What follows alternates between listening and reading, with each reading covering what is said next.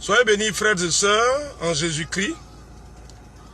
C'est avec joie que nous vous retrouvons à l'ouverture des diffusions sur la page Maison de Restauration Familiale. C'est un espace dans lequel nous allons parler de famille, de choses conjugales, de vie de couple, de mariage, de préparation de mariage, de comment entrer dans le mariage, de ce qu'est le mariage, de pourquoi les mariages réussissent, pourquoi ils échouent. Nous allons en parler.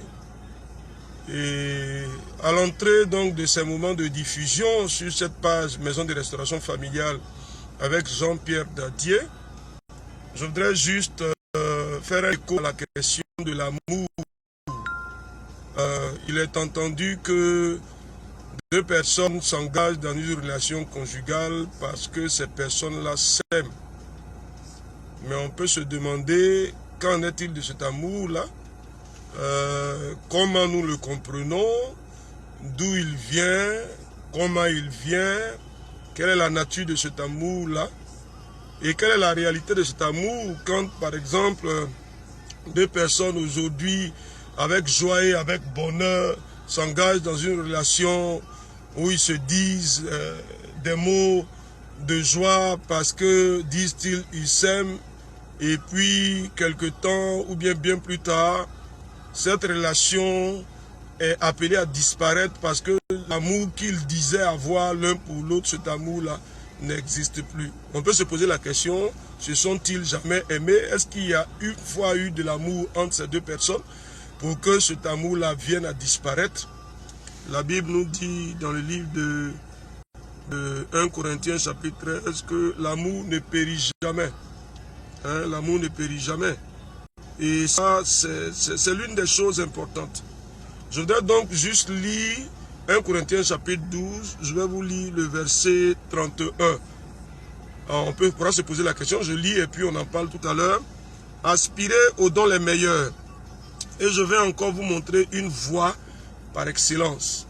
Quand l'apôtre Paul finit 1 Corinthiens chapitre 12, où il nous parle des différents dons, il nous parle de l'esprit, de la manifestation de l'esprit, des dons spirituels, de comment utiliser, n'est-ce pas, les dons de l'esprit et tout ça, comment utiliser ou mettre en œuvre cet esprit, etc., etc. Le parler en langue, comment ça doit se faire. Quand il parle de tout cela, en finissant ce passage-là, il nous dit qu'il nous faut aspirer aux dons les meilleurs des dons. C'est les dons qui sont les plus qualitatifs aux yeux de Dieu, puisque c'est Dieu qui nous fait les dons. Et il dit qu'il va nous montrer une voie par excellence. Donc il veut nous montrer quelque chose de bien plus excellent en matière de dons que nous pouvons recevoir de Dieu pour que ce don-là, nous puissions l'appliquer, nous puissions le mettre en œuvre. En finissant 1 Corinthiens chapitre 12 et en entendant ce que l'apôtre Paul nous dit, de nous montrer une voie par excellence. Et quand nous rentrons dans 1 Corinthiens chapitre 13, on se dit que mais ce dont l'apôtre Paul va nous parler doit être un don éminemment important venant de Dieu.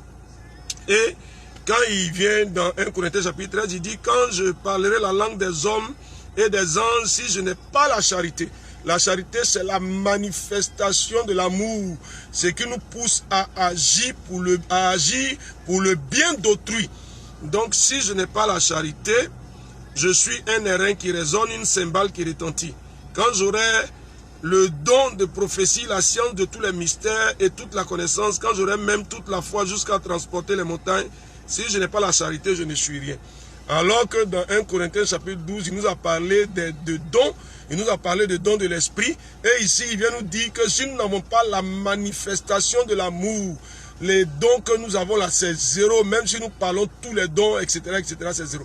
Vous comprenez que la question de l'amour est une question importante, mais aussi et en même temps, quand on lit l'apôtre Paul ici, on comprend que la question de l'amour là, certainement ce n'est pas comme nous avons l'habitude de l'entrevoir.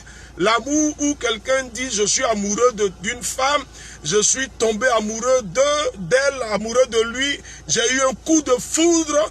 Comme vous savez que beaucoup de personnes se marient sur la base de ces prétextes-là, les coups de foudre, etc., etc. Alors, qu'est-ce que c'est que cet amour-là en réalité?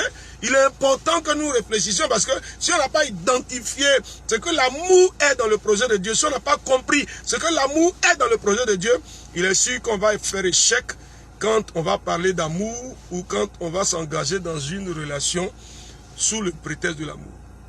Je voudrais juste m'arrêter là. C'est juste vous mettre de l'eau à la bouche. Hein.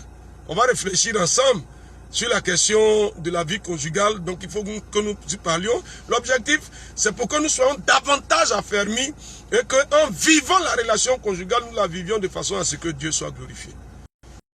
Que le Seigneur vous bénisse. Jean-Pierre Dadier sur MRF, Maison de Restauration Familiale. On se retrouve la prochaine fois par la grâce du Seigneur.